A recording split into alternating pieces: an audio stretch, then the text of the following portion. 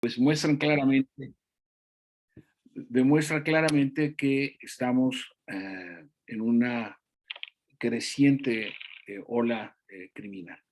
Me ponía de acuerdo con mis colegas antes de iniciar a hacer un brevísimo recuento de algunos de los eventos que nos han traído a lo que estamos. Por ejemplo, con datos del Secretario Ejecutivo del Sistema Nacional de Seguridad Pública, la violencia machista ha aumentado un 32% durante el periodo de confinamiento. Tenemos también otros eventos no menos dramáticos, como la violencia desatada en un partido de fútbol en el estadio de Querétaro. Para no ir muy lejos, el asesinato de 20 personas en un palenque clandestino el domingo a las 10:30 de la noche en las inmediaciones de Tierra Caliente en Michoacán. No podemos dejar de lado el fusilamiento de 17 personas en un funeral en San José de Gracia, también en Michoacán. La destrucción de un vehículo militar blindado, propiamente de guerra, con minas hechizas por organizaciones criminales, el lanzamiento desde drones de explosivos contra la población abierta, la exhumación del cadáver de un bebé para ser vaciado y llenado de sustancias y de droga y ser introducido a un penal en el estado de Puebla y después su cadáver que fue encontrado y así se inició la investigación, que hasta el momento tiene a 25 personas sujetas bajo proceso. Y esto solo por mencionar algunas de las más recientes expresiones estadísticas y fácticas de la violencia que vive el país. Sobre esto van a disertar cuatro expositoras y expositores de primer nivel, a quienes me voy a permitir presentar en el orden en el que aparecen sus nombres en la publicidad y la difusión de este evento. Entonces quiero dar la bienvenida a Eric Ruiz, a Andrés Gómez, a Andrea Samaniego y a Sol Cárdenas por haber dispuesto de su tiempo para participar. Voy a leer entonces a continuación, le comento a nuestros a nuestros televidentes, iba a decir videntes, ¿qué tal? A los televidentes que vamos a escuchar entre 15 y 20 minutos las intervenciones de mis colegas. Pasaremos, si es el caso, a una sesión de comentarios, preguntas y observaciones y poco después estaremos cerrando hacia la 1 de la tarde. Bien, voy a presentar a nuestro Eric Ruiz. Eric Ruiz es licenciado en Ciencia Política y Administración Pública por la Facultad de Ciencias Políticas y Sociales de la UNAM, egresado de la maestría en Política Criminal, del programa de posgrado en Derecho de la misma universidad y de la especialización en Inteligencia para la Seguridad Nacional del Instituto Nacional de Administración Pública. Cuenta con el diplomado en Defensa y Seguridad Nacionales de la propia Facultad de Ciencias Políticas, del cual fue coordinador académico adjunto en su última edición, además del seminario de Introducción en Seguridad Nacional impartido en el Colegio de Defensa Nacional de la Secretaría de la Defensa Nacional. Cuenta con varios cursos especializados en materia electoral.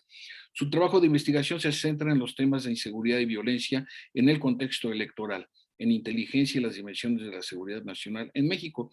Es miembro del Grupo de Investigación de Seguridad Ciudadana y Estudios de Conflicto de la Asociación Latinoamericana de Ciencias Políticas. Es investigador externo del Instituto de Investigaciones Estratégicas de la Armada de México, el ININESTAM, y colaborador de la revista del Centro de Estudios Superiores Navales de la Secretaría de Marina Armada de México. Eric, muchas gracias. Te escuchamos con atención.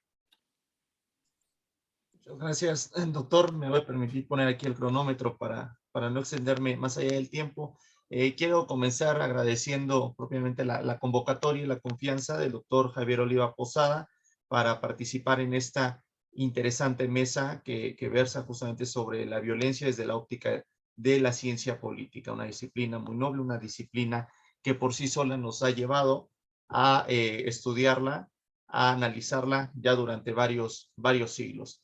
También a la coordinación, al Centro de Estudios Políticos, al doctor Fernando Ayala, al maestro Humberto Pineda, a la doctora Sol Cárdenas, a todos aquellos que hacen posible todo este programa. También un saludo con quienes comparto la mesa, colegas, esperando que esta sea una mesa de sumo interés y del cual podamos sacar más elementos de análisis y de estudio, aunque lamentablemente, pues bueno, la vida cotidiana que nos da el país, como ya lo mencionó el doctor Oliva, pues nos da herramientas y a veces nos sobrepasa en los datos de análisis.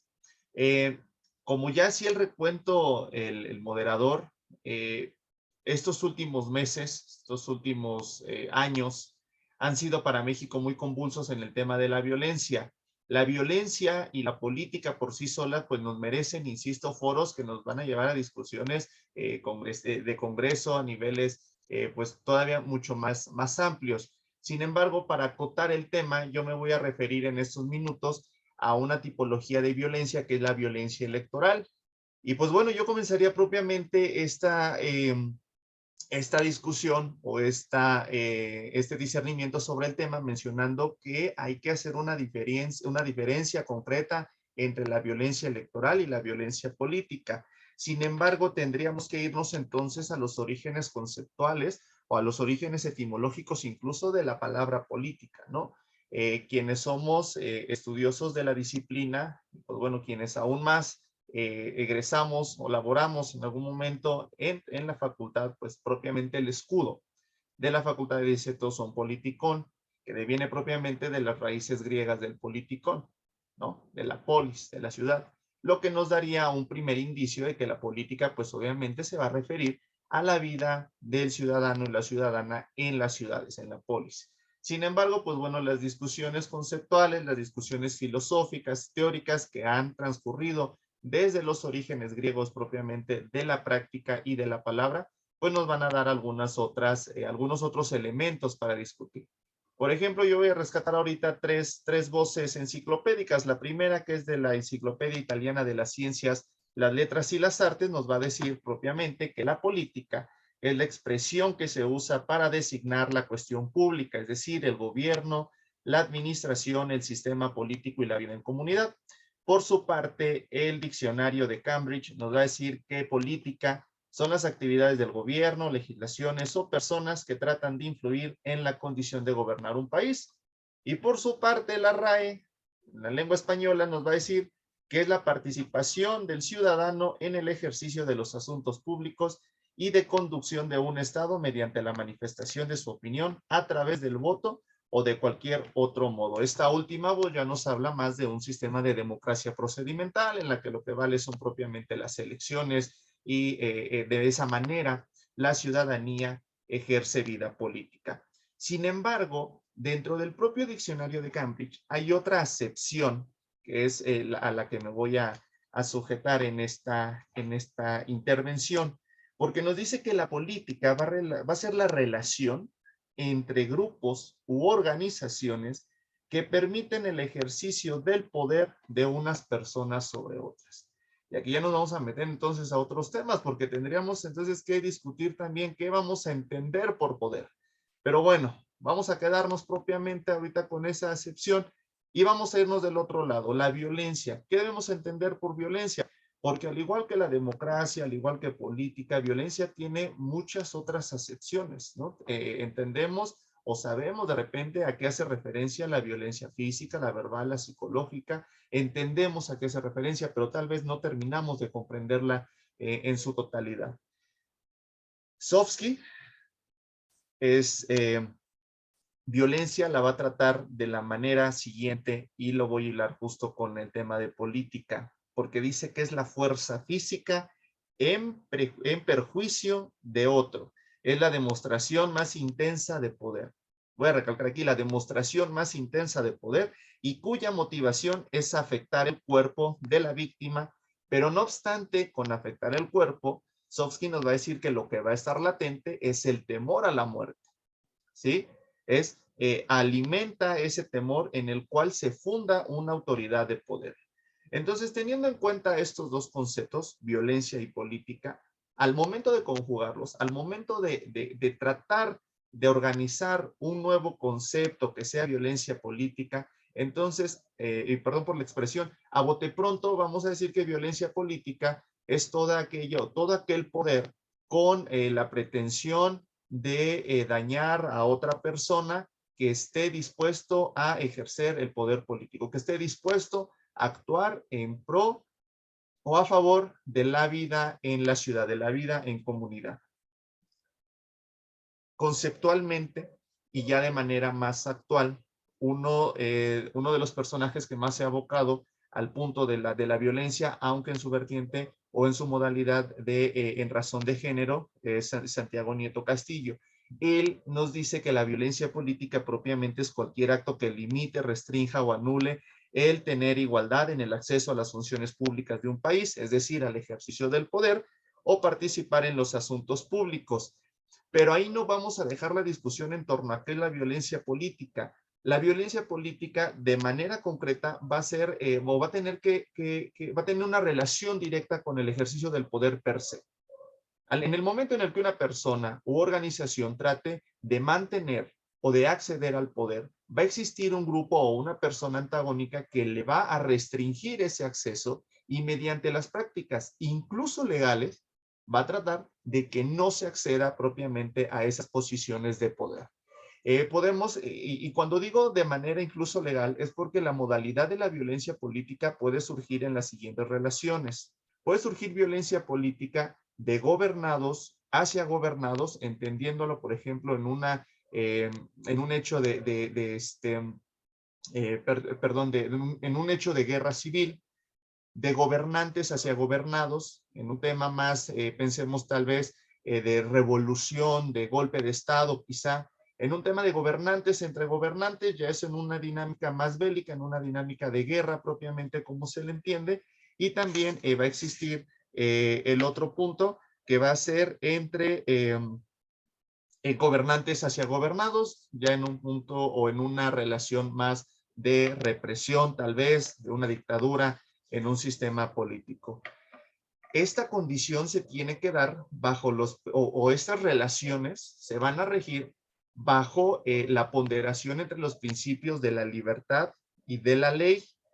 Va a haber 4 principios elementales en la que se va a dar, o 4 elementos esenciales para que se dé esta violencia política, en la que la ley y la libertad nos van a decir, por ejemplo, Jaime Huerta Alarcón, que ley y libertad sin poder, conjuntando estos, ley y libertad sin poder deriva en una anarquía, ley y poder sin libertad en un despotismo, y el poder sin libertad y sin ley es la barbarie, que este es a donde vamos a llevar el siguiente punto. ¿Por qué violencia electoral? La violencia electoral como modalidad de violencia política la vamos a entender, y aquí, por lo menos aquí en México, no existe un consenso sobre cómo ha de entenderse esta modalidad, pero por ejemplo en Perú nos van a decir justamente la Oficina Nacional de Procesos Electorales de Perú, está un poco más avanzada en este tema, y aquí va a ser muy claro, la violencia electoral es toda aquella violencia política que se ejerce en contextos estrictamente electorales, desde que se marca el inicio de una jornada electoral y que no termina inclusive con los resultados o con propiamente con el recuento de los votos, con la declaración de ganador o ganadora de un puesto, de un cargo de elección popular, sino que trasciende más allá, incluso en el ejercicio de poder de aquella persona que fue electa en un periodo determinado. Este tipo de violencia en México ha suscitado o se ha visibilizado de manera creciente, por lo menos desde que aparece en México la alternancia política. Incluso se tiene documentado de manera histórica que junto con los datos de enfrentamientos entre grupos de crimen organizado y la violencia electoral van a surgir propiamente con esta dinámica de política subnacional, de la alternancia subnacional, específicamente en 1989, cuando por primera ocasión el Partido Revolucionario Institucional pierde la gobernatura de una entidad y entonces se genera una dinámica, insisto, de alternancia. Sin embargo, es a partir del año 2000 cuando se tiene ese recuento que en los procesos electorales federales y concurrentes o intermedios existe una aceleración preocupante en torno a la violencia que se emplea hacia las personas, o sea, aquellas personas que participan de manera activa en el ejercicio democrático, en el ejercicio de la política democrática. ¿Y por qué digo personas? Porque este tipo de violencia no es exclusiva de candidatas o candidatos, precandidatas o precandidatos. Este tipo de violencia se ha enfocado incluso hacia electores, hacia autoridades electorales, simpatizantes o afiliados de instituciones partidistas, de partidos políticos. Entonces, desde hace aproximadamente 20 años, pongamos la fecha a partir del 2000, del año 2000, se han documentado una serie, o bueno, se tiene el registro de un crecimiento sistemático y preocupante de la violencia ejercida hacia los actores políticos y violencia que también incluye muchas modalidades. La más preocupante o la que más sobresale propiamente es el homicidio doloso, pero también se tiene registro de amenazas, de secuestro e insisto, no nada más de personas que participan de manera activa en los procesos electorales. Esto también incluye a las familias de las propias personas candidatas o precandidatas. Esto, insisto, tiene que ver con una dinámica de política subnacional porque es en el municipio en donde se da el mayor número, donde se tiene el registro de mayores hechos de violencia electoral. Tiene su razón de ser a partir de que cambia también una dinámica del crimen organizado por el que no nada más se emplean para el narcotráfico, sino también para algunas otras actividades delictivas. Las rutas de paso de estos grupos criminales, lo que conocemos como la disputa de plazas, pues también se recrudece propiamente por la dinámica política municipal o por la dinámica política local, incluso de corte ya también de entidad federativa, ¿no? A nivel estatal. Al respecto, pues bueno, hay que aprender, o más que aprender, tenemos que ser conscientes de que estas dinámicas se pueden dar en los tres niveles de gobierno. Sin embargo, insisto, la dinámica del municipio, por ser el primer contacto con la ciudadanía, por ser el primer ejercicio de política al que tiene acceso un ciudadano, una ciudadana, pues evidentemente ahí es en donde se da todo este contexto de violencia electoral. Si me permiten, voy a compartirles en los últimos 5 minutos que me quedan Adelante. unas gráficas que rescato de la encuestadora de la ETELEC, que se ha dedicado propiamente a documentar todos hechos de violencia política y violencia electoral en México. Como vemos en esta gráfica, es a partir del año 2015, en los comicios intermedios del 2015, cuando se da un incremento mayor en los homicidios de aspirantes, candidatos, candidatas en los procesos electorales. Aquí la dinámica es la siguiente. En el proceso electoral, cuando es federal, se tiene un mayor repunte de homicidios por el nivel de cargos o por el número de cargos que se están o que están dispuestos a ser elegidos. En la elección pasada del 2021 hubo más de 21,000 cargos o más de, sí, más de 21,000 cargos a los que aspiraron candidatos y candidatas de los diversos partidos nacionales y locales. En este sentido, la dinámica recae en que cuando es una elección federal, tiene una connotación más de mayor cobertura porque no se centra únicamente en el ejercicio municipal o en el ejercicio local. Sin embargo, como podemos verlo, la elección del 2021 y la elección del 2015, ambas fueron intermedias. Y en la elección del 2021, el número de personas aspirantes, el número de personas aspirantes asesinadas, pues fue mucho mayor. Esto lo retomo también lo que mencionaba hace un momento, no termina con la cuestión propiamente del ir a las urnas y votar y al día siguiente ya desaparece de manera mágica la elección, la violencia electoral. Esto todavía lleva hasta sus últimas consecuencias. Por ahí también hay que tomar en cuenta que días pasados, en las semanas pasadas, fue asesinado el alcalde de Aguililla, en Michoacán, lo que abonó a uno de los números pues, más preocupantes. Se tiene documentado que por lo menos desde el año 2000 hasta la fecha han sido asesinados 93 alcaldes en México, en lo que va de este sexenio, en estos primeros 3 años, han sido asesinados 16 alcaldes. Es una cifra mucho mayor a la del sexenio del 2012-2018, en donde se asesinaron 13 por homicidio doloso. Esto solamente por homicidio doloso, porque en realidad en el sexenio 2012-2018 se tiene un registro de 39 alcaldes asesinados. Entonces, aquí la modalidad propiamente es por homicidio doloso. Tiene algunas otras, incluso por atentados, no se califica jurídicamente como homicidio doloso. Por atentados también han sido asesinados algunas personas titulares de los ejecutivos municipales. Los estados, esto también responde a una dinámica geográfica y social que preocupa y no se ocupa. Los estados con mayor número de alcaldes o de ediles asesinados son Oaxaca, Michoacán, Puebla, Veracruz y Guerrero, en ese orden. Lo que nos da también el dato de que son estados con una marginación alta. Son estados que no tienen un acceso incluso orográfico, a los servicios básicos de los que provee el Estado. Este vacío que se genera, por ejemplo, pensemos en el estado de Oaxaca, en el estado de Guerrero, en la parte de la sierra, en la que no hay un acceso completo, por ejemplo, a la salud, al agua potable, incluso a la educación. Son estos vacíos los que aprovechan los grupos del crimen organizado para hacerse también de una base social que después, en tiempos electorales, va de manera literal a jugarse la vida para defender aquella propuesta política, incluso de manera ilegal, para poder posicionar al grupo al que están favoreciendo.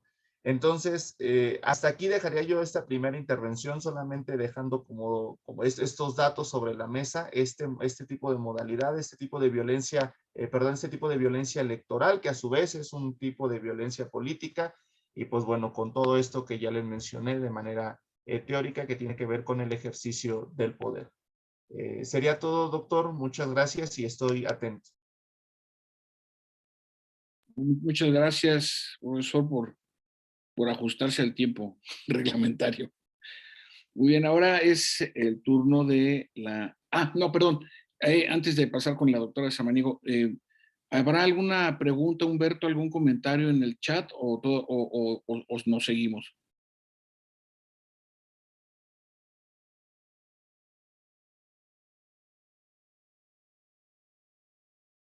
Creo que no está por ahí. Esto no tengo forma yo de accesar a las preguntas. Entonces, siendo así, vamos a continuar. Andrea Samaniego Sánchez es doctora en Ciencia Política, maestra en Estudios Políticos y Sociales y licenciada en Ciencias de la Comunicación. Los 3 grados obtenidos en la UNAM, los 3 grados con mención honorífica. Es profesora de la Facultad de Ciencias Políticas y Sociales, adscrita al Centro de Estudios de Ciencias de la Comunicación. Entre sus líneas de investigación se encuentran el discurso del poder, el sistema político mexicano, sustentabilidad y medio ambiente, la globalización y los movimientos sociales y la violencia política por cuestión de género. Su tesis de doctorado, el Estado mexicano en la globalización, análisis del discurso presidencial mexicano 1988-2018, estudia a partir del discurso del poder presidencial la visión del Estado mexicano.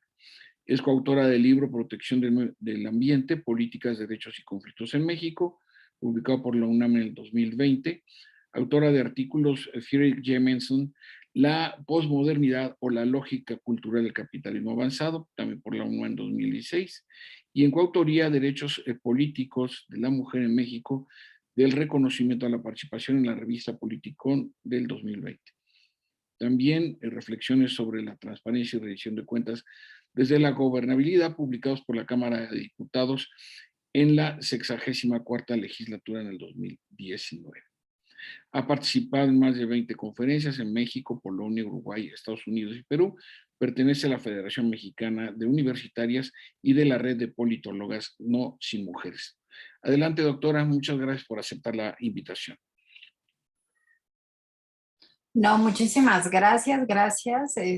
Agradezco a la Facultad de Ciencias Políticas y Sociales, a su directora, la doctora Carola García Calderón, al Centro de Estudios Políticos y su coordinador, el doctor Fernando Ayala Blanco, así como al doctor Javier Oliva por la iniciativa en esta mesa de análisis titulada Las dimensiones de la violencia desde la perspectiva de la ciencia política.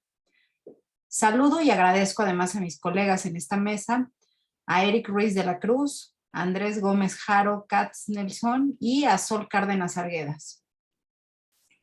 La presente conferencia la titulé La violencia, origen e implicaciones de su concepto para la ciencia política, un enfoque desde el Estado. ¿Cuál es el origen de la violencia? ¿Qué significa ser violento? ¿Cuál es la definición de la violencia y cuáles son sus características? Lo cierto es que el concepto de violencia se halla indistintamente en los estudios sobre ciencias sociales.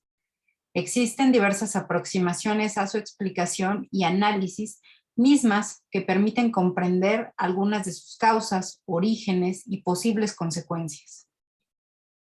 En esta intervención revisaré el concepto de violencia que desde una definición de Ferdinand de Saussure nos dice que la lengua, como otras clases de signos, es ante todo un sistema de valores y esto pone el fenómeno en su lugar.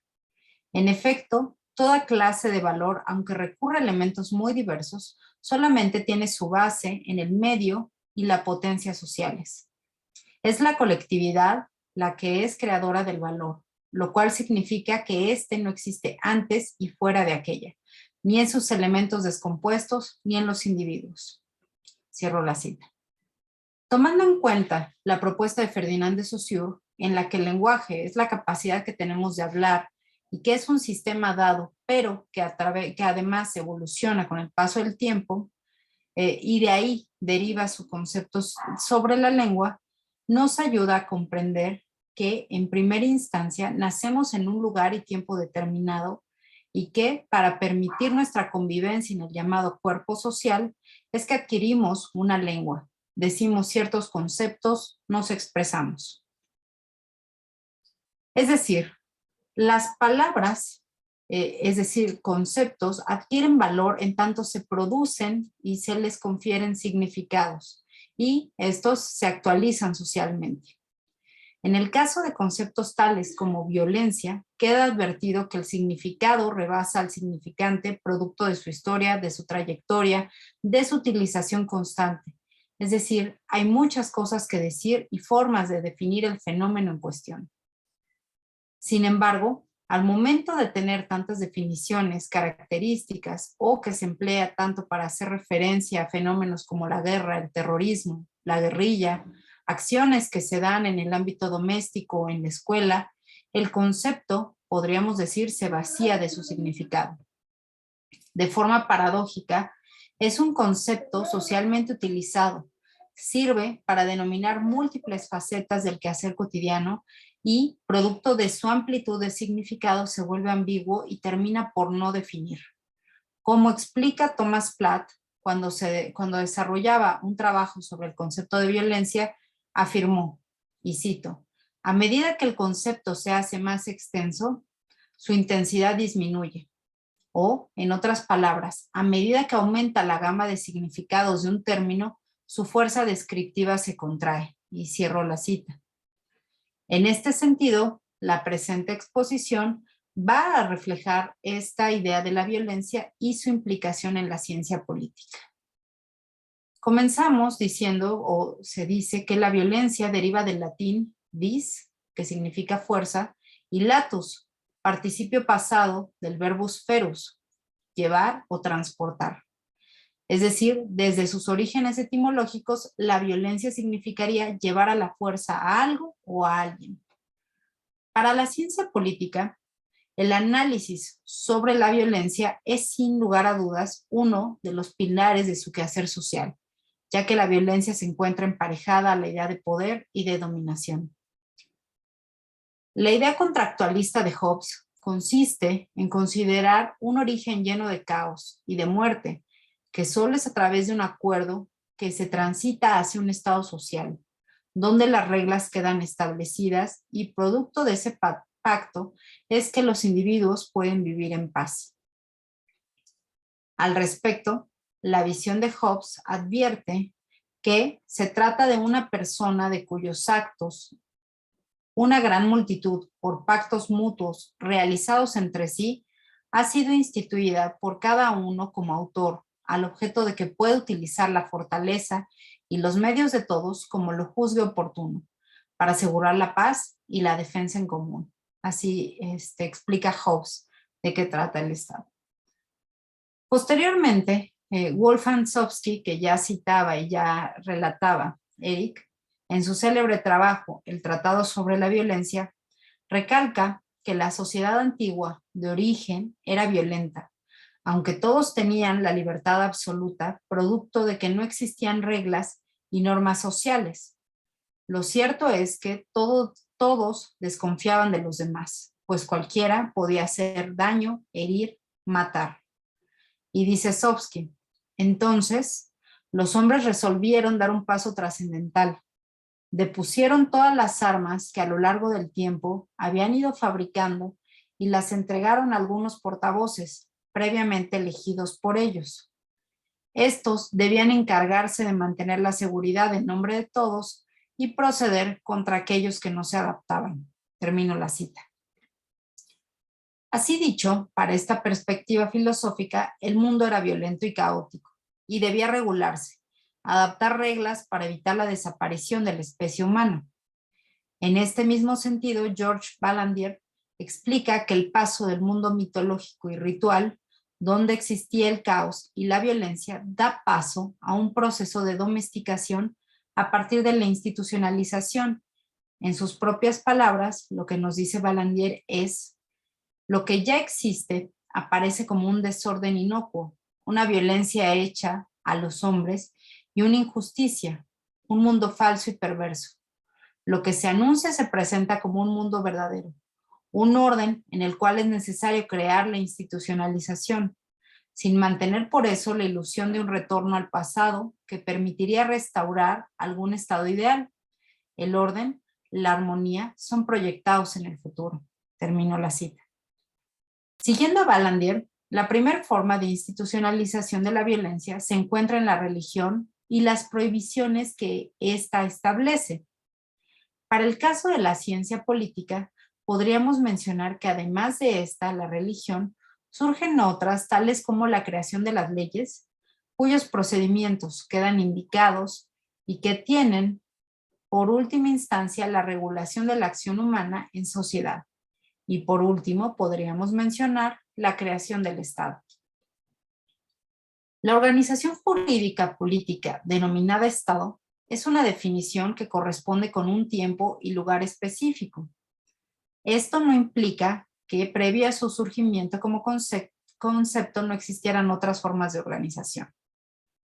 De acuerdo con Norberto Bobbio, la única palabra de género conocida por los antiguos para señalar las diversas formas de gobierno era civitas, pero ya en Europa, en tiempos de Maquiavelo, el término civitas debía haberse considerado, especialmente para quien hablaba en vulgar, como cada vez más inadecuado para representar la realidad de los ordenamientos políticos que territorialmente se extendían mucho más allá de los muros de una ciudad, incluidas las repúblicas que tomaban el nombre de una ciudad como la República de Venecia.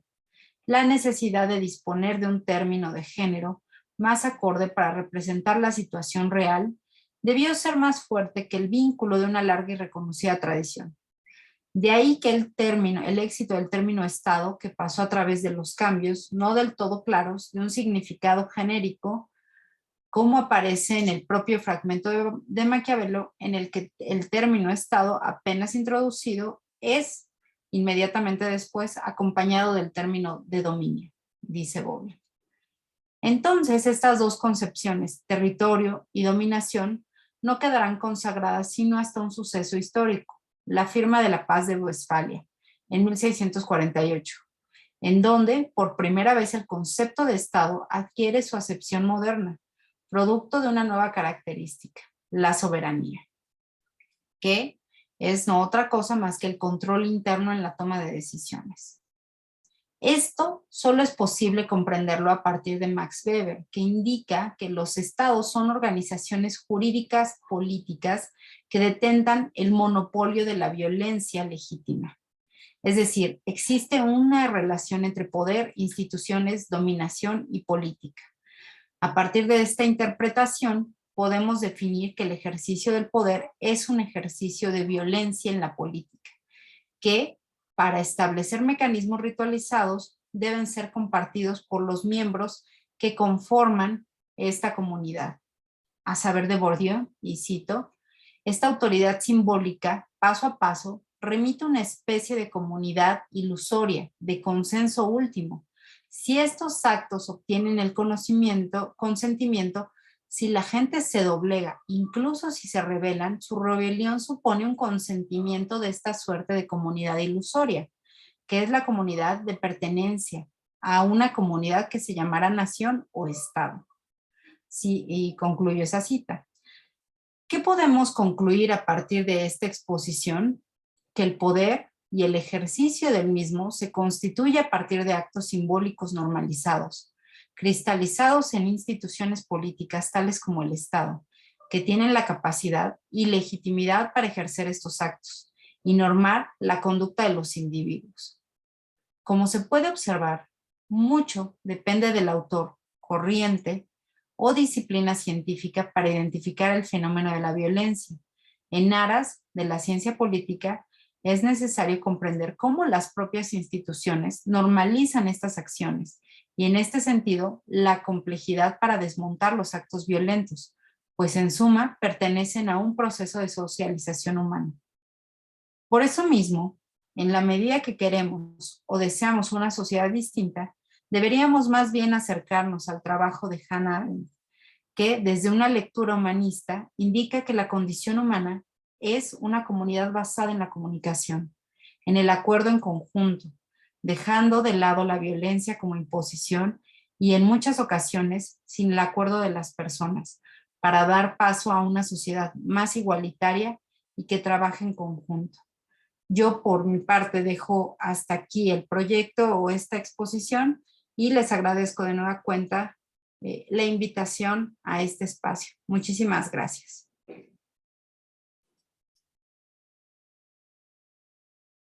Muchas gracias, doctora, por también ajustarse el tiempo y muy interesante su exposición. Me dicen que las intervenciones vendrán más tarde. Entonces ahora vamos a presentar al maestro Andrés Gómez Castelson. Me voy a permitir leer los datos más relevantes. Primero, su formación académica.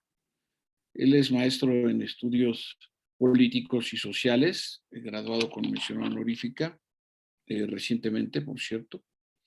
Estudió periodismo en el Centro Universitario de Estudios de Periodismo, Arte, Radio y Televisión en el 2013. Dentro de su desarrollo profesional, cuenta con el certificado de datos y programación concedido por la empresa Google en el 2021, diplomado a distancia en el New Learning Principles and Patterns of Pedagogy de la Universidad de Illinois, diplomado en el 2021, diplomado en comunicación política por el Instituto Ortega y Gasset en el 2013 y tiene el diplomado de comunicación en campañas políticas del ITSM en el campus Puebla en el 2012. Sus áreas de experiencia: comunicación social, investigación, análisis, liderazgo de equipos diversos, community manager, generación de contenidos, redacción, manejo de imagen, diseño editorial, periodismo, producción de podcast. Está enfocado dentro de sus competencias a resultados, seguimiento y resolución de problemas de liderazgo, comunicador con capacidades reconocidas, flexible y desarrollador. Ha trabajado en la radio pública de Estados Unidos y otros medios nacionales. Colaboró en la Fundación Colosio en las campañas presidenciales. Ha colaborado también en el consorcio CNN Expansión, entre otras cosas, encargado de proyectos especiales. Ha realizado más de 250 entrevistas a personajes públicos, y también es asesor freelance en el manejo y contención de crisis, investigador, asesor y redactor de discursos y debates públicos, entre otra extensa trayectoria. Maestro Andrés Gómez Haro, le escuchamos con atención. Adelante. Bien, gracias, doctor. Gracias a todos por estar aquí con nosotros. Bien, pues soy Andrés Gómez Haro. Lo que nos reúne el día de hoy son las dimensiones de la violencia desde la ciencia política. Agradezco al doctor Javier Oliva y al doctor Ayala por permitirme este espacio. Y bien, titulé esta intervención como la espiral de la violencia. Yo la voy a abordar de esta dimensionalización desde un caso práctico, el de Tepito, en donde por más de 3 años realicé observación participativa, así como seguimiento del ejército, ambas en la cobertura periodística de la guerra contra el crimen organizado. Como objetivo, demostraré que a través de las dimensiones de violencia que propongo, se teje una espiral que va desde lo internacional y que no se neutraliza sino hasta llegar a la dimensión individual, con graves consecuencias, como veremos. Y es algo así como el papá que le pega a la mamá que le pega al hijo grande, el hijo grande que le pega al pequeño, y este último pues tiene que lidiar con la violencia de algún modo, ¿no?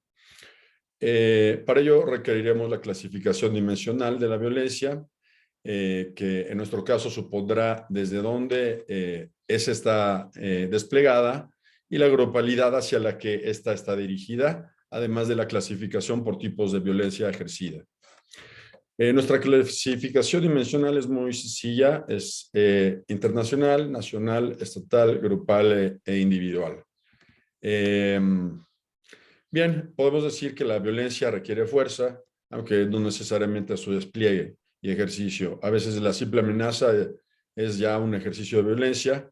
Esto lo vamos a ver ahora reforzándonos con Hannah Arendt, que dice que la fuerza se refiere a la fuerza como la capacidad de liberar energía a través de movimientos físicos o sociales. Explica que no es un sinónimo de coacción ni de violencia, y aclara que simplemente nos debería remitir a las fuerzas de la naturaleza o las fuerzas de las circunstancias. Otro concepto importante a tomar en cuenta, tenemos, y también basado en Hannah Arendt, tenemos que para ella la autoridad requiere del reconocimiento social, de donde viene el obedecimiento sin necesidad de coacción ni persuasión. Para ella la autoridad es una investidura otorgada por el propio individuo, y explica que el mejor medio para minar la autoridad es la risa y su peor enemigo es el desprecio. Entonces aquí viene una de mis primeras observaciones que hice yo de campo, que era que los martes yo iba al Palacio Chino, al cine, a ver, a ver cualquier cosa. Los martes son los días en los que los puesteros del centro descansan, incluyendo los de Tepito, van al cine. Y en ese tiempo se estaba dando una campaña de estigmatización, como los anuncios de al ladrón, llámalo ladrón, al pirata, pirata, y la niña que termina estigmatizada porque su papá le compra un disco pirata, y sucedía algo que no sucedía en otros cines, que ahí lo que escuchabas era un desbordamiento de risas, de chiflidos y de mentadas, de groserías, ¿no? Lo cual habla un poco del sentido de autoridad que existe dentro del grupo que vamos a estar abordando. Bueno, debo decir que estas campañas fueron lanzadas en un momento previo y en preparación a la guerra contra el crimen organizado, y que buscaba generar, como dice Kessler, una división real o imaginaria entre nosotros y ellos, generando una pérdida de estatus en el estigmatizado. Y para Kessler también el estigma conlleva la sobrediferenciación, que por observación de campo me puedo dar cuenta que también lleva a un territorialismo, que a su vez lleva a conflictos como el que hoy vive Tepito con la unión y la antiunión. Un ejemplo, el estigma es tan poderoso que cuando veíamos a algún ejecutado en las noticias o en la vida real, lo primero que pensábamos era que se trataba de alguien no inocente. Y eso es una forma de violencia que ahora veremos que definiremos como violencia. También nos vamos a basar en Hannah Arendt, que ella dice que esta se distingue por su carácter instrumental. Los instrumentos son como herramientas que sirven para multiplicar la potencia natural. Entonces, para la autora, la violencia conlleva un elemento de exceso de fuerza, pero también nos dice que es arbitraria y se da aunque ésta sea defensiva u ofensiva. En palabras de C. Wright Mills, toda política es una lucha por el poder. El último género de poder es la violencia.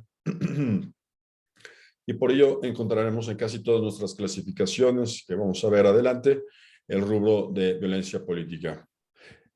Para la autora, en el momento en el que se hace uso de violencia, se erosiona la autoridad, y como el ejercicio de fuerza que trae trastornos a las relaciones humanas, por lo que en palabras de Ulrich Beck, él nos dice que las amenazas contra la vida normalizadas y percibidas como tales hace que se confundan en grado sumo el papel de protector y destructor, por lo cual el plazo del vencimiento de la legitimidad política o de cualquier tipo de liderazgo se acelera considerablemente, ¿no?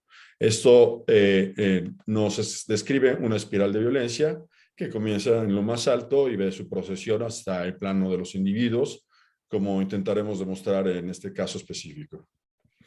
Como clasificación de tipos de violencia, tenemos la política, económica, física, psicológica, una muy importante que es la negligencia, en este caso del Estado, es decir, en el caso de que éste decidiera dejar de ver por las garantías individuales o derechos de determinados colectivos o incluso de una nación entera, ¿no? Entonces, dando comienzo, tenemos que, pues ahorita nuestro parangón más importante como ejemplo de violencia es la guerra contra el crimen organizado. Tenemos que Arturo Alvarado, en El tamaño del infierno, nos dice que la guerra contra el crimen organizado tiene su origen en acuerdos pactados entre los grupos de contrabandistas existentes ya entonces y el gobierno, cuando al final de la revolución se repartía el país. Es al mismo tiempo, en 1910, que en Estados Unidos se empieza a discutir la prohibición de drogas como el opio, la marihuana, la cocaína y pocos años después del alcohol. El autor establece también que dentro de esta organización territorial, el narcotráfico sería tolerado siempre y cuando no representase una amenaza para el Estado y los gobernadores y sus productos no se comercializaran dentro del territorio mexicano. Estos grupos tampoco podían establecer presencia en el entonces Distrito Federal.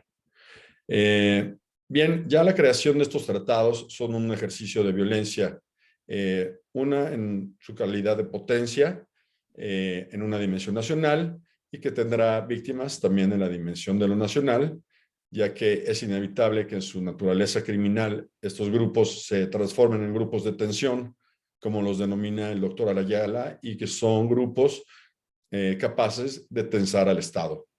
Y en segundo plano es una violencia, es un acto de violencia de dimensión internacional, compartida con Estados Unidos, dirigida a una dimensión global, ya que este trasiego de drogas hacia Estados Unidos trajo una epidemia que se dirigió hacia los barrios negros casi exclusivamente, ¿no? La guerra contra el crimen organizado trajo esta dimensión de violencia nacional, supuestamente dirigida a una dimensión grupal, pero que sin embargo, debido a que existió una contención y no hubo salvaguardas suficientes que protegiesen a las víctimas inocentes, devino en un impacto de dimensión nacional y que tuvo como daño colateral primario a los jóvenes y sus procesos de juventud. Entonces, esa es su clasificación física, política, psicológica y de negligencia política. Retomando un poquito los acuerdos informales mencionados, debo decir que anterior a ellos, México ya había firmado tratados como los de Guadalupe Hidalgo, en los que cedimos 55% de nuestro territorio, y es un tratado que Estados Unidos quiso nombrar amistad, para desde entonces México darse cuenta del recelo del país del norte en el cuidado y vigilancia de nuestro desarrollo y fronteras. Como comprobación de este recelo, saltándonos unos cuantos años adelante, saltándonos las especulaciones que han emergido de los tratados de Bucareli, en los 70 emerge la frase de Zbigniew Brzezinski, secretario de Seguridad del gobierno de Jimmy Carter, en el que dice: no queremos un Japón en el sur de nuestra frontera. La frase y el mensajero representan ya un ejercicio de violencia internacional con un objetivo nacional en la clasificación política, económica, física e inclusive psicológica. Para los tipos de esta declaración, Portillo había anunciado el descubrimiento del yacimiento de petróleo más grande para México, el de Cantarell, y esto en respuesta, Estados Unidos designa a México como reserva energética debido a ciertos tratados que ya existían y que fueron predecesores de los actuales tratados de libre comercio.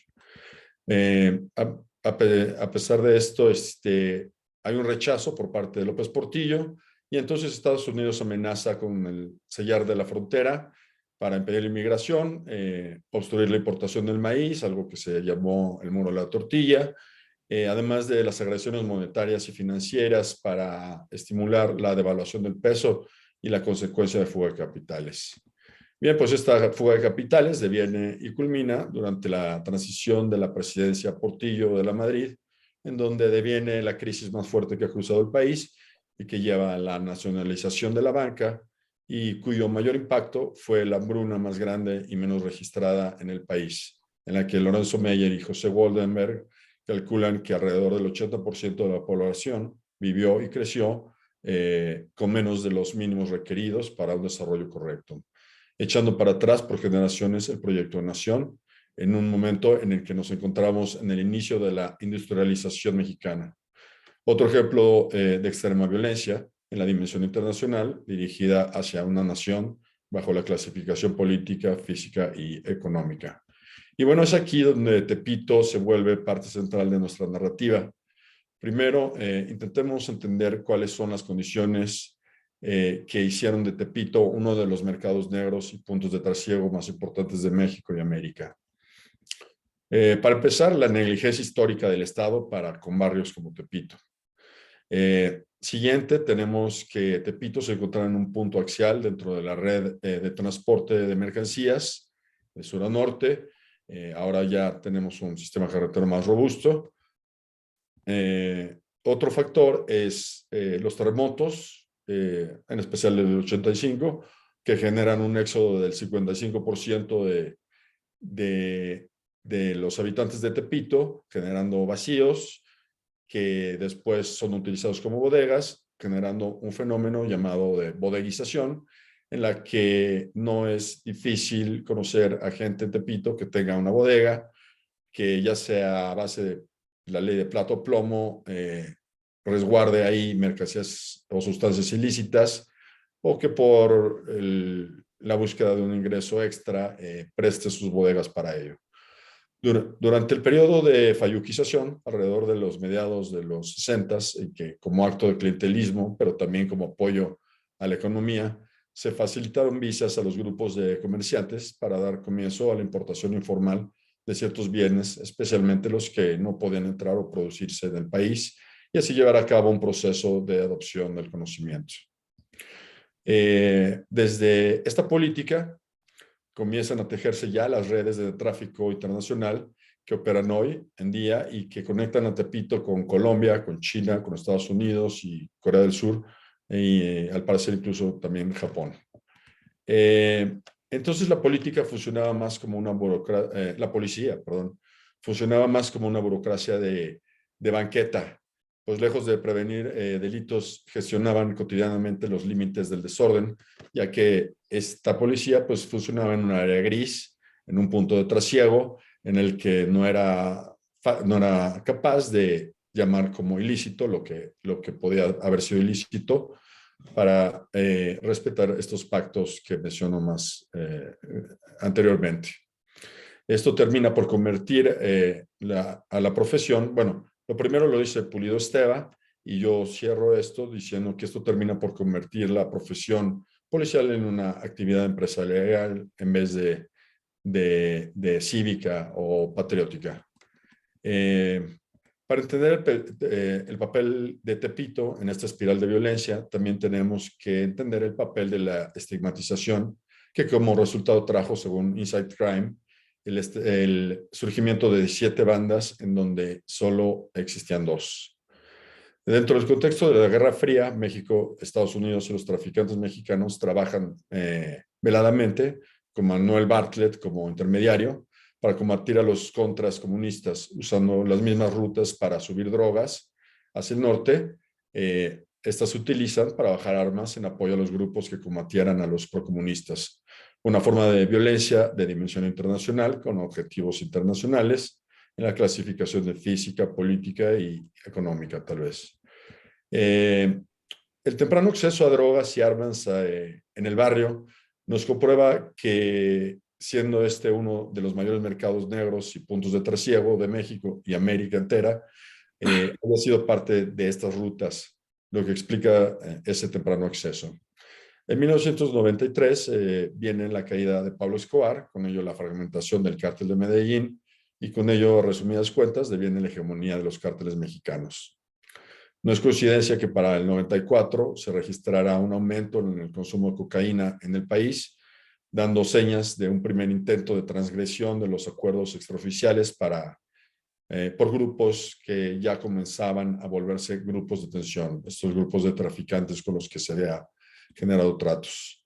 El diagnóstico en ese entonces y tendencias de uso de drogas en México reportaba que entre el 94 y el 97 la demanda de atención se eleva en el 80% en el total de los centros de integración juvenil, y el CISBEA, el entonces Sistema de Vigilancia Epidemiológica de las Adicciones de México, registra un incremento en ese periodo de un alza de 150% en el consumo de drogas como cocaína y marihuana, específicamente en la zona centro del Distrito Federal, lugar en el que está situado Tepito.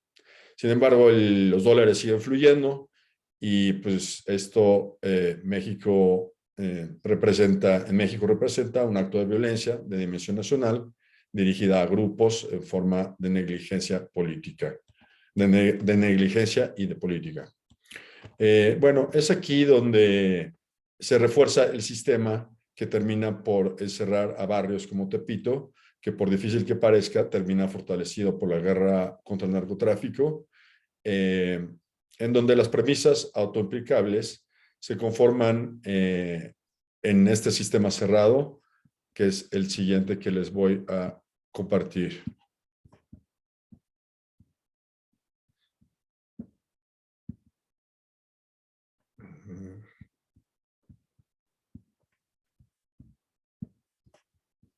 Perdón, ¿no?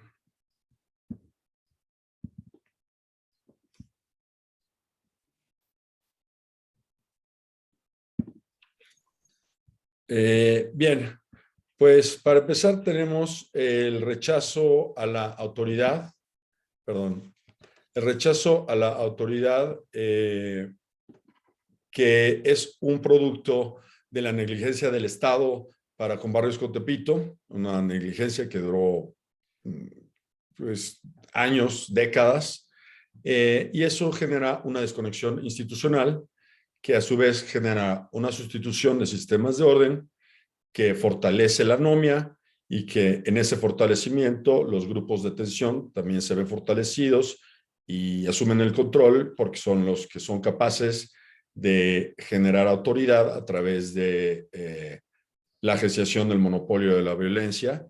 Y esto a su vez genera mayor presencia y exposición de estos grupos de tensión, lo que a su vez genera mayor reclutamiento y lo que a su vez genera un antagonismo identitario y representaciones sociales todavía atizado por los efectos del estigma y que finalmente viene en un mayor rechazo a la autoridad. Ese es el sistema cerrado en el que hoy se encuentra Tepito y que podemos decir que representa esto un ejercicio de violencia de dimensión nacional dirigida a espacios y grupos específicos en su clasificación política y de negligencia, que además era necesaria para la articulación de estos acuerdos informales que nombramos en un principio. Para Alvarado, la guerra contra el narcotráfico traería la ruptura de los acuerdos extraoficiales gobierno-traficantes, lo que significa el inicio de las narcotienditas. Esta ruptura tiene comienzo poco antes de la visita de Yulani en la Ciudad de México y con el lanzamiento de la política de tolerancia cero. Dentro del establecimiento de las narcotienditas, podemos ver un ejemplo ya de violencia grupal dirigida a individuos. Ya podemos ver cómo se va derramando la violencia internacional hasta el individuo, ya que para adquirir una concesión de una narcotiendita, el proveedor pedía 70,000 pesos para abastecer al narcomenudista con 70,000 pesos de mercancía. Sin embargo, en el momento del intercambio, el proveedor le otorgaba a 140,000 pesos de mercancía, generando una deuda que obviamente pues, va a ser cobrada bajo amenaza de violencia, lo que nos genera una violencia de dimensión grupal dirigida a un individuo en la clasificación económica, psicológica y física. Entonces, esta deuda obliga al menudista a empujar su producto agresivamente dentro del barrio para aperturar mercado y poder pagar su deuda, y lo que genera un tipo de violencia de dimensión grupal. Y le llamo grupal, no individual, porque los narcomenudistas comenzaron a trabajar en forma de grupos, dirigida al individuo en su clasificación psicológica y física. Como último tramo de esta espiral de violencia, tenemos la desaparición de tradiciones como el box, símbolo de Tepito, que proveía de figuras normativas positivas al barrio en un momento en que estas eran escasas y que a través de ellas los jóvenes gestionaban la violencia propia del barrio bravo, por las condiciones que ya hemos visto que el barrio bravo estaba pasando. Lo que termina por suceder es que las pistolas suplantan al box y sus características altamente estructurantes dejan de ser necesarias, generando un fenómeno de alza en la violencia dentro del barrio, y una sustitución de figuras normativas positivas por figuras normativas negativas. Existen ejemplos como los de Veracruz, en donde comenzara a comercializarse la droga del cristal a nivel nacional y que traería la extinción de las liguillas de fútbol juvenil en Veracruz, lo que significa un ejercicio de violencia nacional en su clasificación psicológica, física y de negligencia por parte del Estado. Entonces, podemos como conclusión decir que la espiral de violencia tuvo comienzo en la dimensión internacional, pasando por la nacional, de ahí a la grupal, para finalmente desahogarse en la dimensión individual. Como otra conclusión, nos daremos cuenta de que son principalmente los jóvenes las principales víctimas y daños colaterales de estas distintas dimensiones de violencia, de las que se compone la espiral que someramente acabo de dibujar. Como palabras finales, quiero compartir que yo no califico las causas de ciertas violencias como buenas o malas. Quizás si México hubiese estado en el lugar de Estados Unidos, debería haber desplegado los mismos dispositivos de violencia para salvaguardar su soberanía. Y bueno, esto último lo digo, ya que es mi hipótesis y en la que me gustaría trabajar más adelante, que el ser humano ha elegido a la violencia y el conflicto como su forma de evolución. Y bueno, este es el final de mi intervención. Agradezco su tiempo y su atención. Gracias, doctor Oliva. Gracias, doctor Ayala, por permitirme esta participación. Y pues damos paso a nuestro siguiente ponente. Muchas gracias.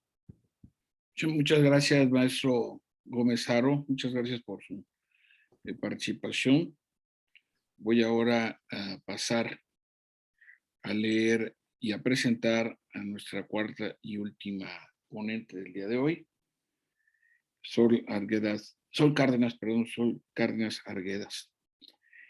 Es doctora en Ciencias Políticas y Sociales con orientación en Ciencia Política, maestra en Estudios Políticos y Sociales y licenciada en Ciencias Políticas de Administración Pública, opción Ciencia Política.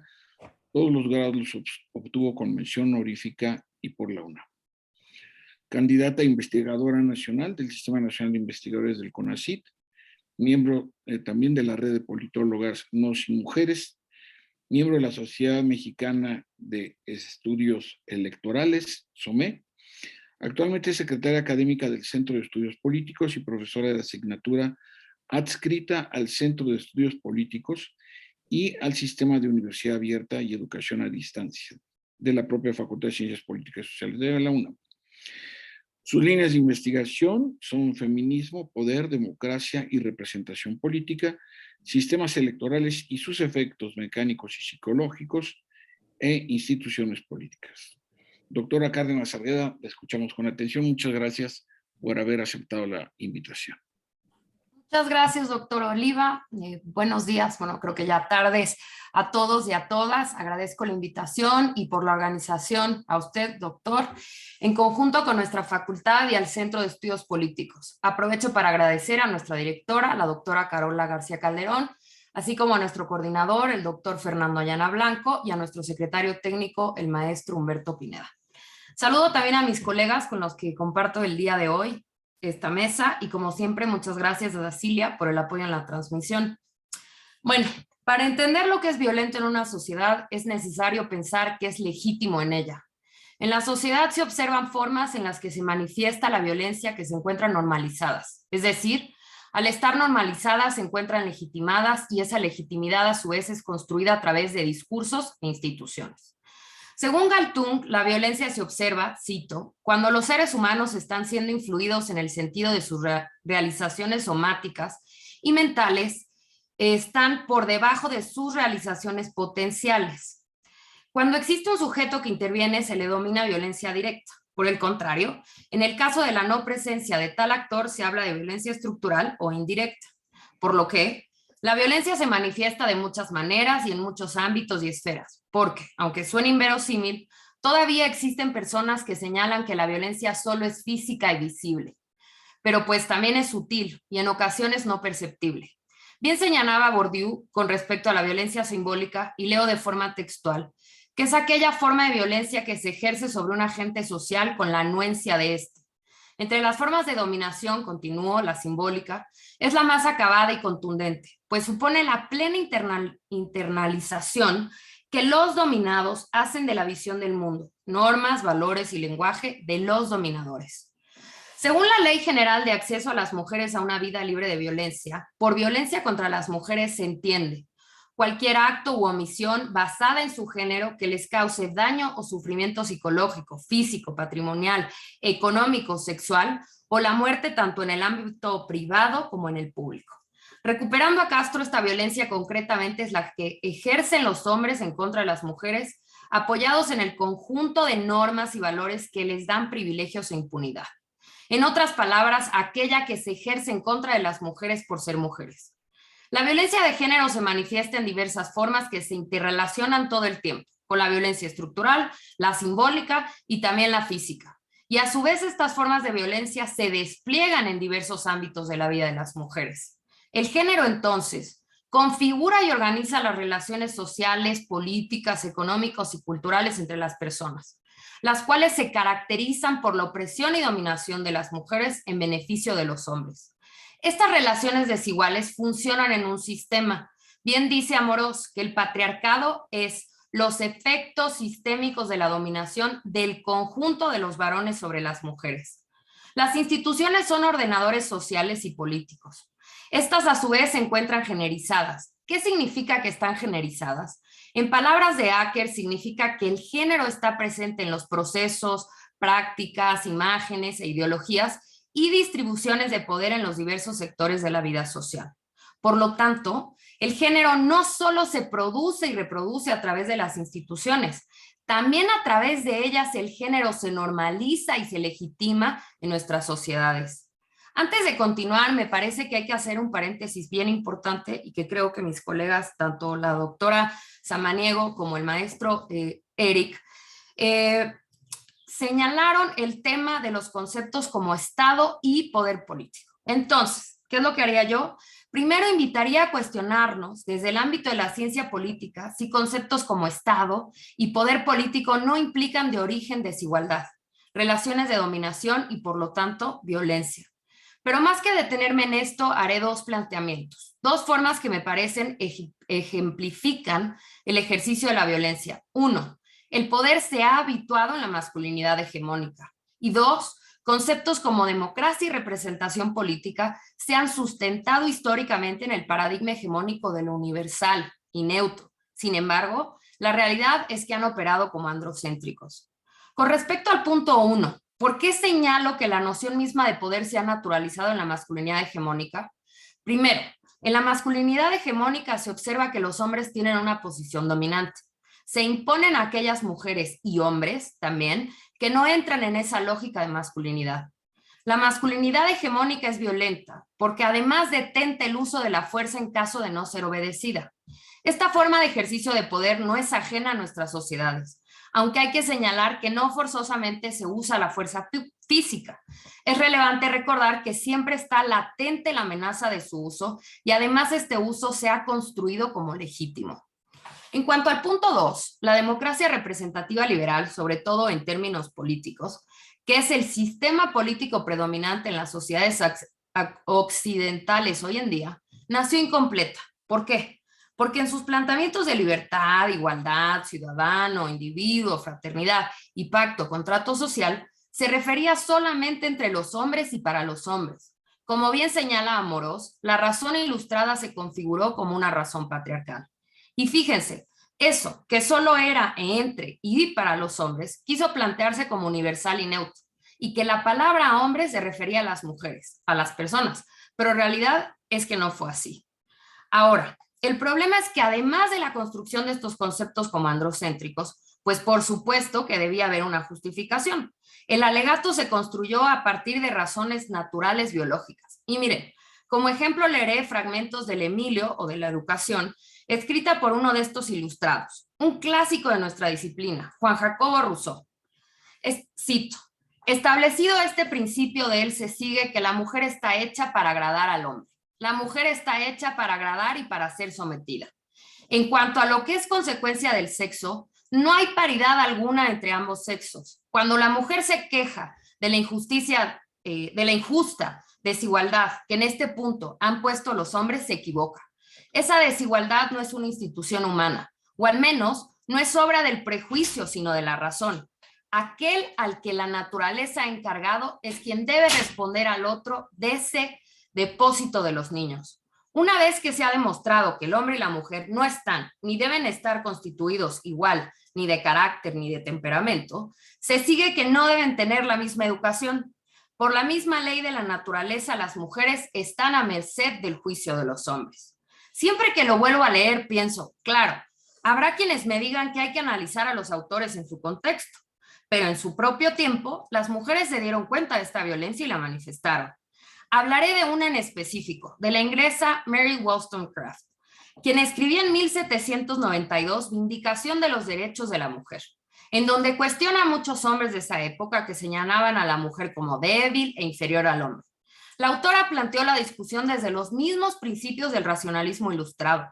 Argumentó la igualdad entre los hombres y las mujeres, y en este sentido reivindicó que la educación debía ser la misma para hombres y mujeres, contraargumentando a Rousseau.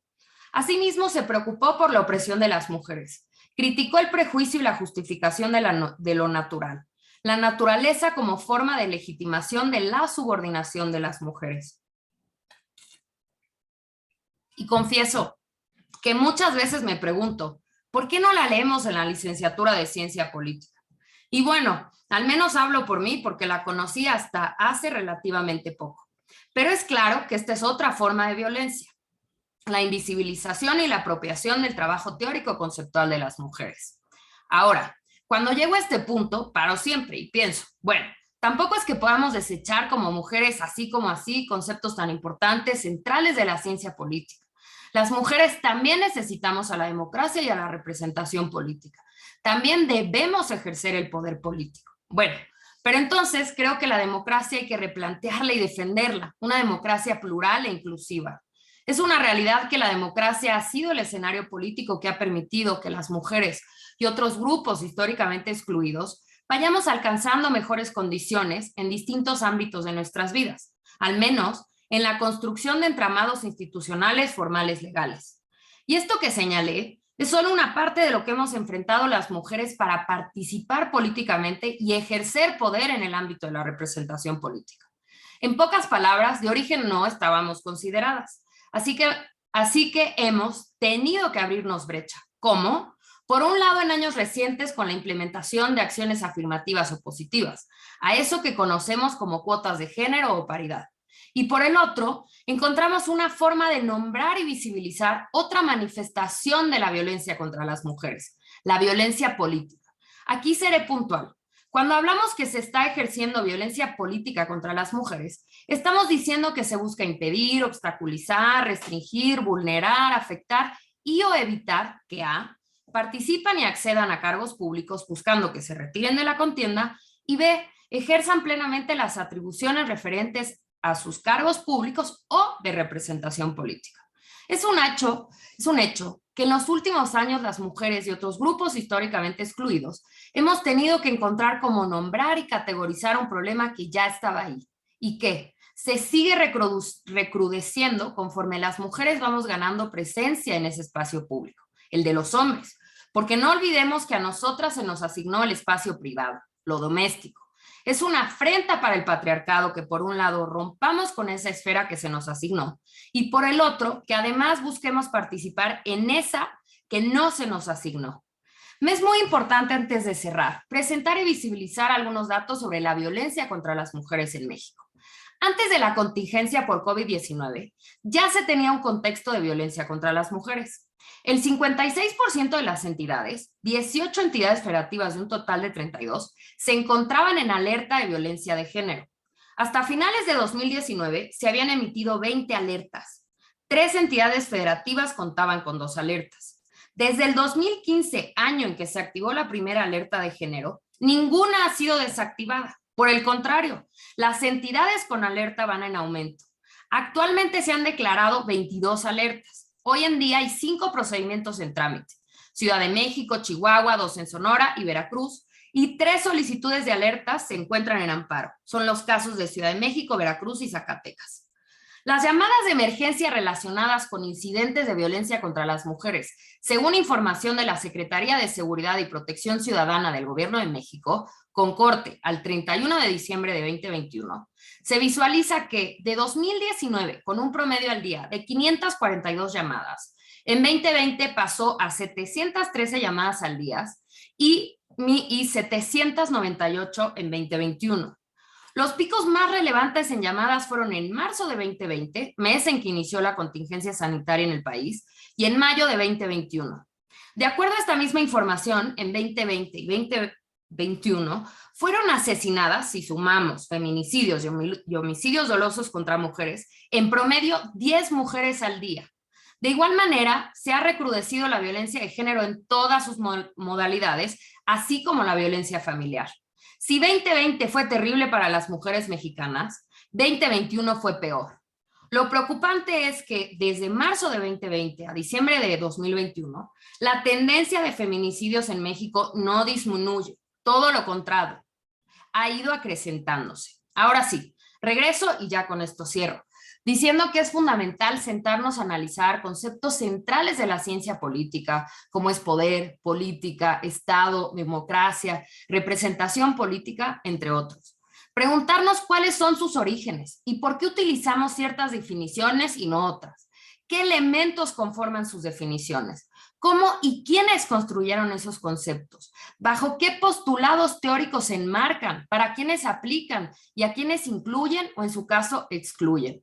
Así que no perdamos de vista que a través de la historia, los análisis y postulados del feminismo se han ido complejizando, se han ido cuestionando desde las nociones mismas de la distribución y organización de la política y el poder, no solo en la esfera pública, sino también que se extienden también hacia el ámbito de lo privado. se han encargado de analizar y cuestionar las instituciones políticas fundamentales en nuestras sociedades, desde el Estado hasta la familia, precisamente con el objetivo de visibilizar y denunciar las distintas estructuras y la lógica de funcionamiento de las distintas maneras en las que opera la opresión y subordinación, en otras palabras, la violencia. En resumen, solo diré que el feminismo llegó nada más y nada menos a cuestionar el centro neurálgico de la política, el poder, su distribución, su organización, su funcionamiento, sus lógicas y sus estrategias de autoridad, obediencia y legitimidad, poniendo en el centro de la discusión sus lógicas violentas y patriarcales. Y bueno, yo hasta aquí dejaría mi participación y nuevamente agradezco mucho el espacio. Gracias, doctora. Muy interesante su participación. Tenemos algunos minutos para intercambios de punto de vista. No sé cómo esté el tema del Facebook, si Humberto nos puede indicar, o bien hacer comentarios entre las y los expositores, que me parecen, hay coincidencias muy interesantes como estas reflexiones en torno a la creación de los conceptos y su contexto, en donde en efecto, y a propósito de lo que señalaba la doctora Cárdenas Arguedas hace un momento, ahora que pasó el 8 de marzo, pues las reacciones en varios círculos, no solo en nuestro país, sino en varios centros de poder, y mantener esta no visibilización. Yo les quiero compartir que en este periodo de confinamiento, tomé un curso precisamente que dio la Dirección General de Asuntos de Personal Académico, cuyo enfoque era precisamente el tratamiento de igualdad de género en las aulas virtuales. Y entre otras cosas aprendí en que no es violencia de género, es violencia machista. Y me parece que es mucho más preciso y mucho más descriptivo de lo que vive una democracia que a mí me parece que está profundamente debilitada en términos de sus principios y valores cívicos, cuando la mitad de la población maltrata a la otra mitad. Entonces, no es violencia de género, eso estoy convencido, sino que es violencia machista. Porque la violencia de género oculta precisamente este ejercicio de violencia. Y la realidad, colegas, pues es también en este tema específico que me interesa mucho como aficionado, no soy ningún especialista, pues también tenemos la paradoja de que el 48% de los y las integrantes de la Cámara de Diputados son mujeres, pero no hay ni una mujer en el órgano de control político de la Cámara de Diputados, ni una, todos son hombres. Tenemos por primera vez en la historia 9 mujeres al frente de los gobiernos estatales. Durante décadas nos pasamos con una o ninguna, hasta que coincidieron electoralmente la gobernadora de Sonora y la actual jefa de gobierno de la Ciudad de México. Pero me parece que ahí hay una de las claves que explican buena parte de nuestra situación en términos del escalamiento de la violencia. No, evidentemente no voy a hacer un resumen de cada una de sus intervenciones porque fueron lo suficientemente claras. Yo nada más quisiera formularles una pregunta absolutamente voluntaria si desean responder. ¿Qué pronóstico tienen ustedes de lo que está pasando en el país? Es decir, con los elementos que tenemos a la mano, ustedes como especialistas en estos temas adyacentes a las distintas expresiones de la violencia, ¿cuál es el escenario que tenemos? Y que, pues, evidentemente, más allá de, en mi caso, ¿no?, voluntarista de que esto mejore, pero pues yo consistentemente no tengo elementos, medidas, programas, liderazgos, ¿no?, que apunten en ese sentido. Cuando el titular del Poder Ejecutivo señala que el papel de la mujer es cuidar a los abuelos, ¿no?, pues, o cerrar las escuelas, porque mucho se ha discutido el tema del cierre de las escuelas de tiempo completo, sí, que afectan probablemente a la que era la mejor alimentación de millones de niños, pero también de madres que trabajan. Y entonces esto pues evidentemente las reduce en sus condiciones y calidad de vida, ¿no? Entonces el cierre de las guarderías, por supuesto, es otra problemática muy comentada. Entonces, estoy hablando solamente de la parte de la última exposición, pero sin dejar de lado también cómo se profundizó en tratar de reprecisarlos, no sé si redefinirlos, pero sí darles más precisión y contenido en el contexto que está viviendo, porque el título es La ciencia política, las dimensiones de la violencia en México. Entonces, si quisieran compartir alguna reflexión en torno a qué elementos tienen ustedes para poder suponer que esto puede empeorar o mejorar. No sé si quisieran hacer uso de la palabra. Ahí están los iconos de reacciones, ¿no?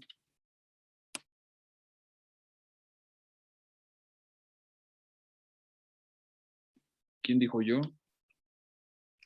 A ver, bueno, ¿puedo participar? Adelante. Bueno, yo creo que la disminución de la violencia no va a tener lugar si no se dan dos factores.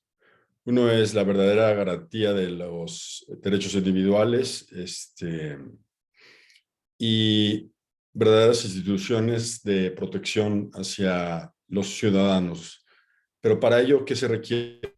Se requiere que éstas puedan captar elementos que entren en la institución con ideales cívicos, patrióticos, y para ello se requiere de el devolver la creencia de los ciudadanos hacia las instituciones que por tanto tiempo no velaron por ellos. Creo que en este momento político, con este presidente, podríamos llegar a ver un poco de renovación dentro de estas instituciones, y esa renovación podría traer mejores elementos, mejores ejercicios de protección a la ciudadanía, a los individuos, pero sí veo muy claro que se requiere la confianza de vuelta en las instituciones para que sean los elementos que entran con un ideal real a ellos. Eso sería lo que yo pienso si quisiéramos pensar en disminuir la violencia dentro del país. Muchas gracias, Andrés. Sí, para mí también la otra es la tolerancia a las prácticas criminales, ¿no? Lo que se llaman las bases sociales del crimen, ¿no? Claro. Es decir, esta antimúsica, la grupera y la rapera, y bueno, todas estas que lo que hacen es denigrar precisamente a la mujer, ¿no? Utilizarla como un objeto, la apología del delito, ¿no? Es decir, sí también hay lo plantea en ese libro clásico Gaetano Mosca de qué es la mafia, publicado en 1907, que una de las características para que pueda florecer la actividad criminal organizada o no es la tolerancia social y la protección del poder político local, ¿no? 1907. Entonces, Claro.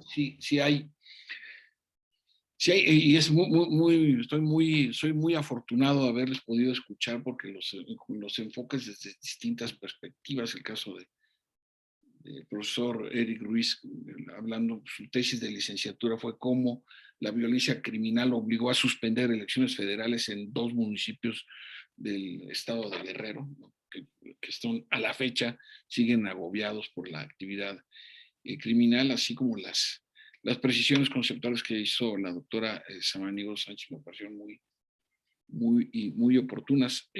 No sé si quisieran abundar algún comentario que se les haya quedado. En mi época se decía tintero, pero ahora que se les haya quedado en el teclado.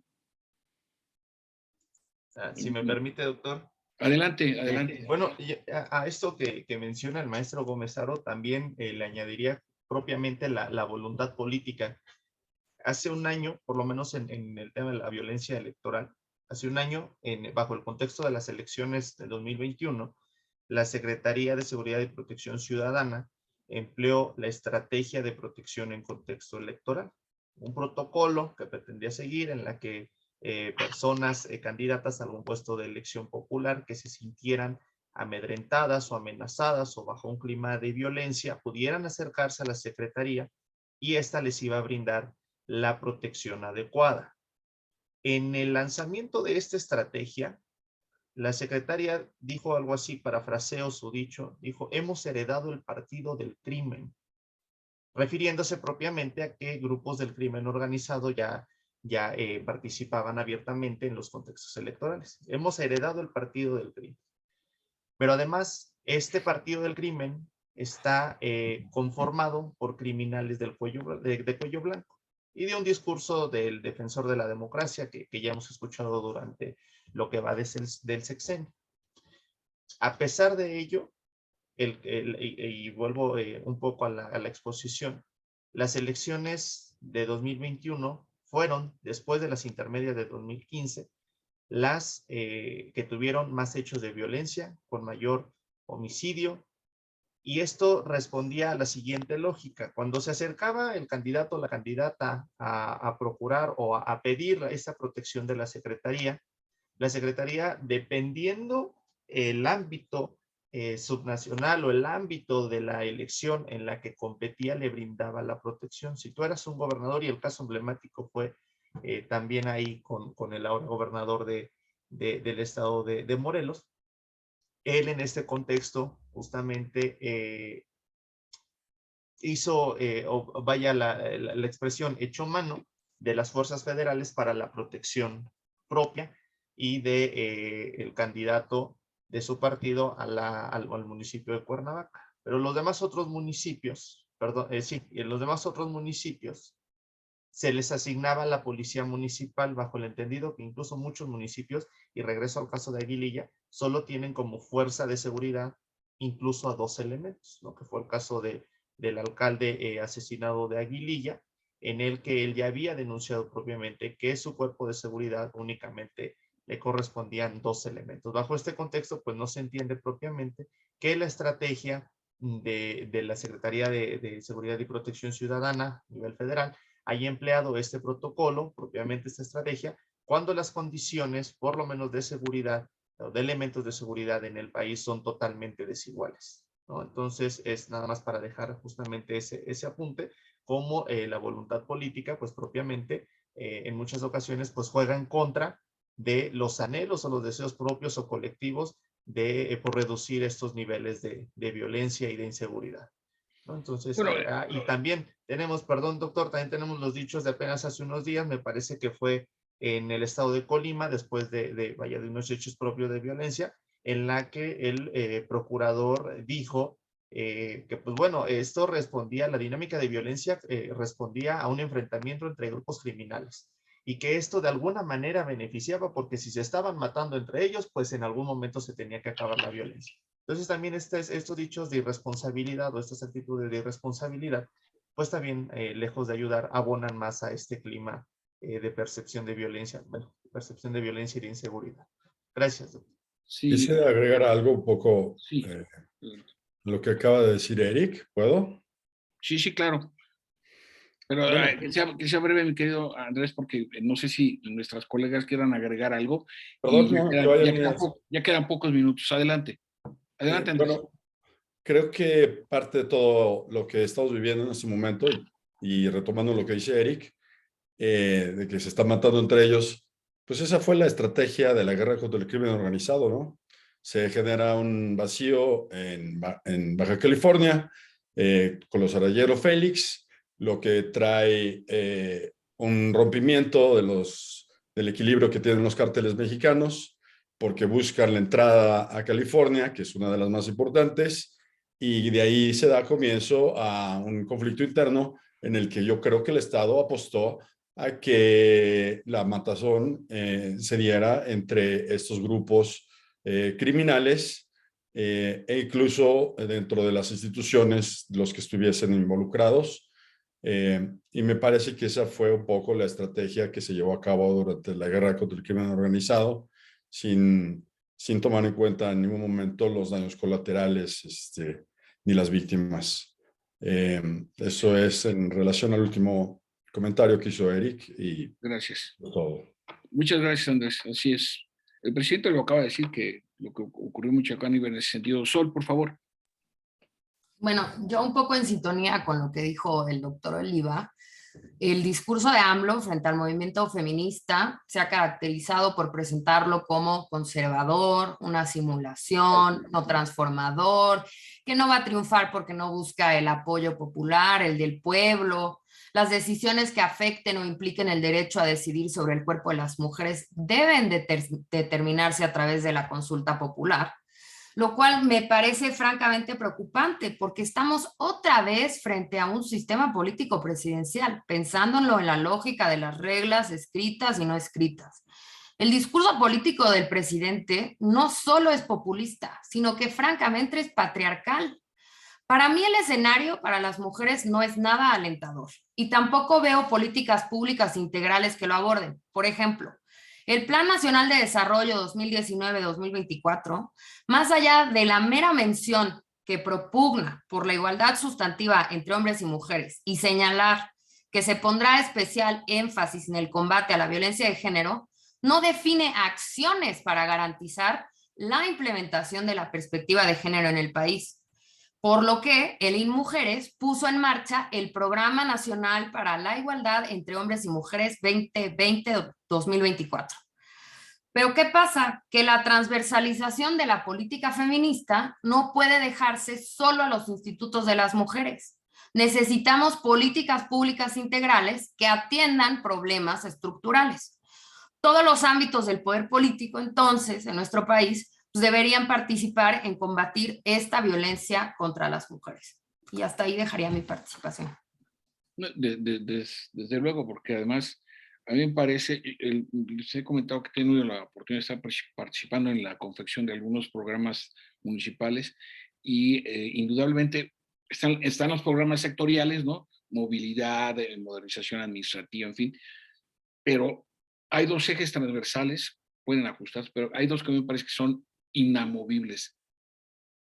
Igualdad de género en todos los programas sectoriales y medio ambiente, ¿no? Me parece que además esto nos lleva a posiciones políticas que sobrepasan por mucho el dilema de si de izquierda o de derecha. Estos dos temas están más allá de esto, es decir, forman propiamente de la estructura ideológica del siglo XXI en esos términos. Andrea, ¿quisieras hacer algún comentario? Gracias, doctora Cárdenas. Sí, aunado a lo que han comentado mis colegas en esta mesa,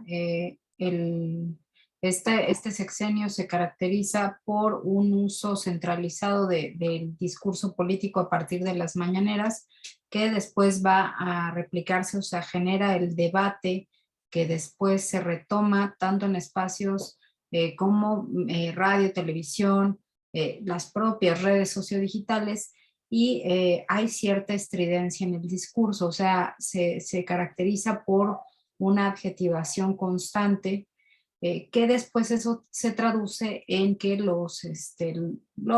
oposición, los que piensan de una manera diferente al gobierno, que no necesariamente es más, no es malo. En una democracia el disenso y la pluralidad es uno de los componentes distintivos de una sociedad democrática, ¿no? Entonces, esta adjetivación y esta denostación hacia los contrarios que después se replica y que después la propia oposición empieza a utilizar sus propios adjetivos para calificar al gobierno. O sea, desde las palabras hay violencia y eso se traduce en acciones y repercute en un entorno social cada vez más violento y cada vez más crispado, ¿no? Que veo además que esta administración, pienso que no va a cambiar mucho el escenario porque poco se ha trabajado en materia de procuración de justicia, salvo el nombramiento del fiscal general de la República, y que, bueno, ahorita está toda la situación recientemente de la Suprema Corte y lo que determinó en un caso particular en donde el fiscal tenía un interés particular, ¿no? El caso de su hermano, difícilmente podremos cambiar un sistema de violencia si no trabajamos en materia de procuración de justicia, si no le damos más recursos a procuración de justicia y digamos que solo vemos ahorita consecuencias de delegar o de no considerar la procuración y el fortalecimiento de la procuración de justicia en nuestro país. Muchas gracias, doctora Samaniego Sánchez. Pues miren, la verdad es que estas mesas de trabajo, pues siempre se queda uno con ganas de que hay que seguirle y decir, y argumentar, darles continuidad, desde luego, que a mí me ha parecido una sesión muy nutritiva, aprendí mucho a propósito de sus exposiciones.